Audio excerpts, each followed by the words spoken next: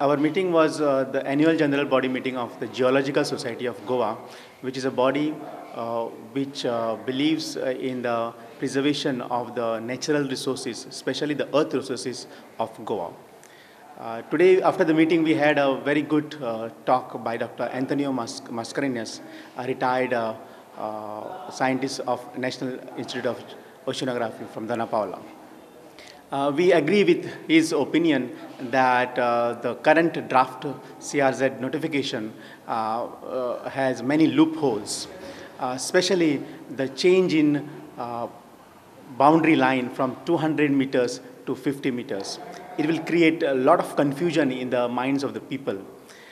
So we appeal to the state government and the other authorities, related authorities, to look at this issue once again.